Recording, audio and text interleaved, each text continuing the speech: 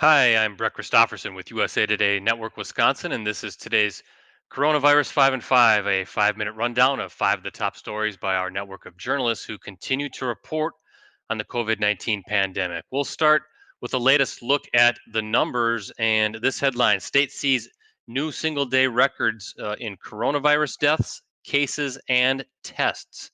Wisconsin health officials reported 22 deaths were added to the state's count, bringing it to 539 after it had increased by just 10 between Sunday and Tuesday. The previous single the previous single day high was 19 on April 4th and April 28th. Matt Piper also reports that newly confirmed cases totaled 599, breaking the record of 528 set a week earlier. But the percent of Wednesday's newly reported tests that came back positive for the coronavirus was lower at 5.8%, whereas on May 20th, it was 8%. The state reported 10,330 new test results on Wednesday. Our next headline is this: Health officials, police, and prosecutors grappled with how to enforce stay at home orders. When some Wisconsin residents resisted Governor Tony Evers' stay at home order by staying open, they presented an unexpected challenge to health officials, police officers, and prosecutors, who all suddenly found themselves tasked with enforcing an order that often changed by the day but was meant to fight a deadly pandemic. Reporter Chris Miller shares the thoughts from a number of officials, including Winnebago County District Attorney Christian Gossett and Appleton Police Chief Todd Thomas, on how they dealt with and tried to interpret the state's stay at home order. Check out the complete story online.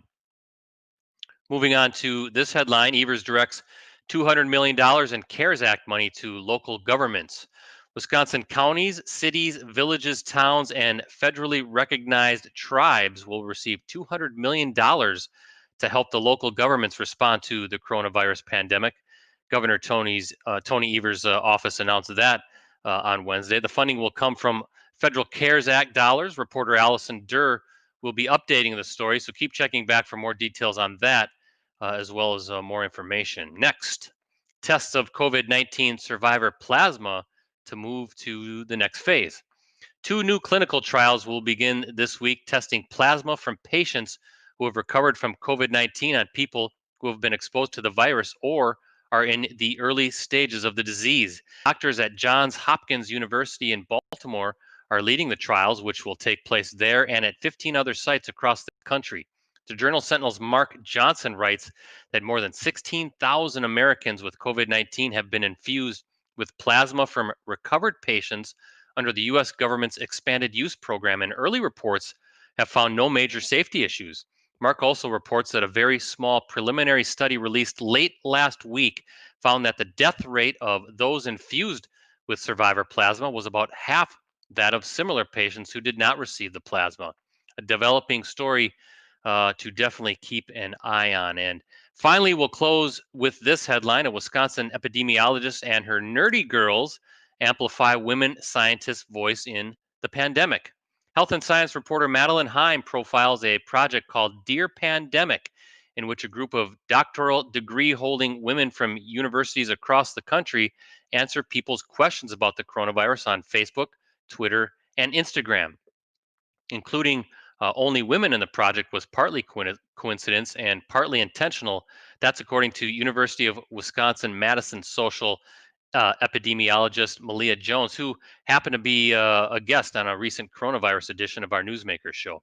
Unlike other fields of science, public health is a largely female dominated area, so most of the friends and colleagues who enlisted in the Dear Pandemic effort were women.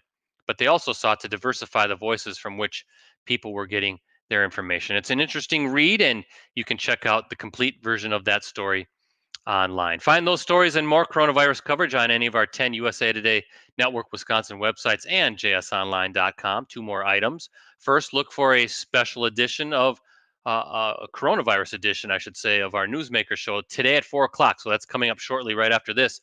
USA Today Network Wisconsin health and science reporter Madeline Heim will be talking with Adam Rockman, a nursing supervisor at Bellin Health who works with COVID patients in the ER and in the ICU. They'll discuss what it's like being a nurse on the front lines of this crisis, especially as Brown County became such a hotspot a few weeks back. The show can be seen on all our network websites and Facebook pages. You can also ask questions through either our real-time chat or the comments section on Facebook. And finally, please sign up for a digital subscription to any of our USA Today Network Wisconsin websites. It's just $1 for the first 3 months and gives you full access on any device, mobile, desktop, and tablet, to all our local stories, photos, and videos, plus news and sports from around the state. If you want the most complete, most in depth coverage of what's going on in your community and throughout Wisconsin, we've got it for you. Just go to any of our USA Today Network Wisconsin websites and click on the subscribe tab at the top right of the site. We always appreciate your support. That's it for now.